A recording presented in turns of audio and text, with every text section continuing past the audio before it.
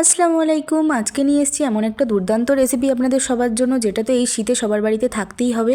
আর অবশ্যই এই রেসিপিটা ফলো করে একবার বানাবেন। আমি গ্যারেন্টি দিচ্ছি এর থেকে বেস্ট আচার আপনারা কোনো দিন খাননি। চলুন রেসিপিটা আমি আজকে শুরু করছি। এখানে নিয়েছি কিছুটা পরিমাণ ধনেপাতা, যার শিকড়গুলো ফেলে দিয়ে ভালো করে ধুয়ে একটা ছাঁকনির মধ্যে রেখেছি। আর এখানে কিছুক্ষণের মধ্যে রোদে রেখে দিলাম, যাতে এক্সট্রা পানিটা সব ঝরে যায়।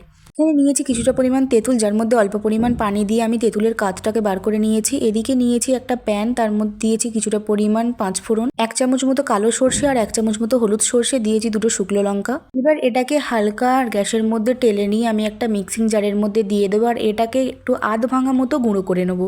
এটা কিন্তু একদম মিহি পাউডার ফর্মে করবেন না, এরকম দরদরা মতো একটু রাখবেন, তাহলে আচারটা খেতে আরও ভালো লাগবে। এদিকে গ্যাসের মধ্যে একটা প্যান বসিয়ে যে ধনেপাতাগুলো পানি ঝরানোর জন্য রেখেছিলাম সেইগুলো দিয়ে দেবো। এবং মিডিয়াম ফ্লেমে আমি সময় নিয়ে এই পুরো ধনেপাতাটাকে এরকমভাবে শুকিয়ে নেবো, যাতে কোনো পানি না থাকে। এবার মিক্সিং জারের মধ্যে ধনেপাতাগুলো দিয়ে দেবো। এবার দিয়ে দেবো 6 থেকে 7টা কাঁচা লঙ্কা, 2 টুকরো মতো আদা আর 8 থেকে 9 কোয়া রসুন। এখানে আমি খুব ঝাল লঙ্কাগুলো নিয়েছি, যেগুলো কিন্তু প্রচণ্ড ঝাল হবে, কারণ এই আচারটা খুব ঝাল ঝাল হবে। এদিকে গ্যাসের মধ্যে নিয়ে দেবো কিছুটা পরিমাণ সর্ষের তেল, অবশ্যই সর্ষের তেল নিতে হবে। নিয়েছি 10-12 কোয়া রসুন, আর যে তেঁতুলের কাতটা রেখেছিলাম সেটা দিয়ে দেবো। এবার সেটা কিছুক্ষণ জাল করে নিয়ে দিয়ে দেবো পরিমাণ মতো লবণ। এবার দিয়ে দেবো যে ভাজা মশলাটা আমরা বানিয়ে রেখেছিলাম সেই মশলাটা।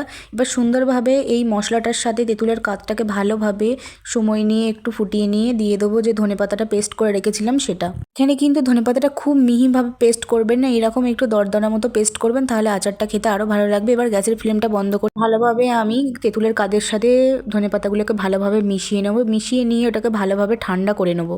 ঠান্ডা করে নিয়ে একটা কাঁচের শুকনো শিশির মধ্যে আমি আচারটাকে স্টোর করে নেবো। আপনারা এটা যদি পুরো বছরের জন্য স্টোর করে রাখতে চান, তাহলে কিন্তু অবশ্যই এতে ভিনিগার দেবেন। আমি 2-3 দিনের জন্য বানিয়েছিলাম, তাই আমি আর ভিনিগারটা দিইনি। আমার রেসিপিগুলো আপনাদের ভালো লেগে থাকলে অবশ্যই আমার চ্যানেলটা সাবস্ক্রাইব করে দেবেন, লাইক করবেন এবং কমেন্ট করবেন আপনাদের রেসিপিটা কেমন লাগলো।